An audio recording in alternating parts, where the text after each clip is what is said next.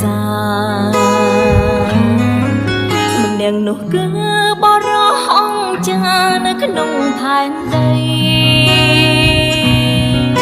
ប្រឹងតស៊ូដើម្បីគ្រួសារខិតខំធ្វើការទាំងយំទាំងថ្ងៃទោះបីជួយក៏ឆ្លើយប្រាប់ថាមិនអី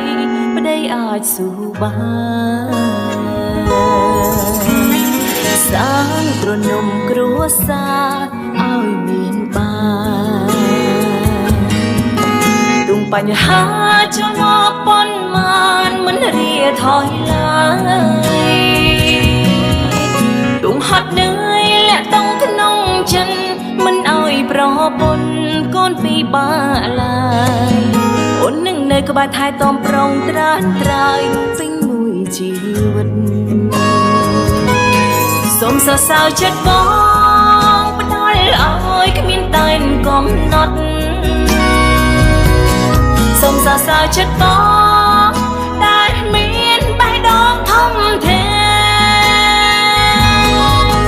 ឲ្យតែប្រពន្ធកូនរស់បានក្តីសុខបងក៏រីករាយបន្តប្រឹងប្រែង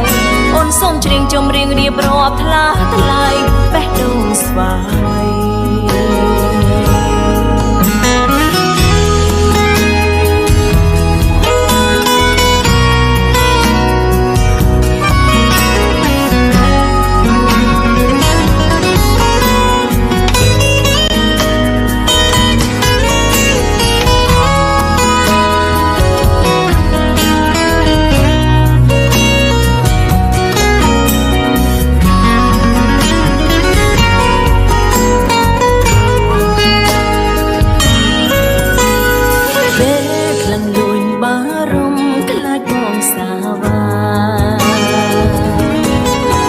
តាមពិតគឺ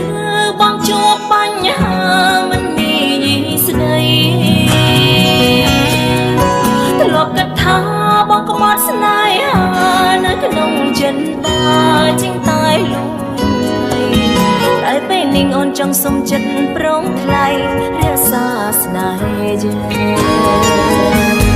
សូមសរសើរចិត្តបងផ្ដល់ឲ្យគ្មានតែនកំណត់សូមសរសើរចិត្តបង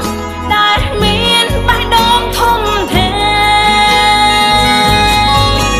ឲ្យតែប្រពន្ធកូនរស់បានក្តីសុខបងក៏រីករាយបន្តប្រឹងប្រែងអូនសូមច្រៀងចម្រៀងរៀបរាប់ថ្លាថ្លែងបេះដូងស្វាមីសូមសរសើរចិត្តបងផ្ដល់ឲ្យគ្មានតែនកំណត់សូមសរសើរចិត្តបងដែលមានបេះដូងធំធេងសូមសរសើរចិត្តបងផ្ដល់ឲ្យគ្មានតែនកំណត់សូមសរសើរចិត្តបងដែលមានបេះដូងធំធេងឲ្យតែប្រពន្ធកូនរស់បានក្តីសុខបងក៏រីករាយបន្តប្រឹងប្រែងអូនសូមច្រៀងចម្រៀងរៀបរាប់ថ្លាថ្លៃបេះដូងស្វាមីអូនសូមច្រៀងចម្រៀងរៀបរាប់ថ្លាថ្លៃបេះដូងស្វាមីអូនសូមច្រៀងចម្រៀងរៀបរាប់ថ្លាថ្លៃបេះដូងស្វាមី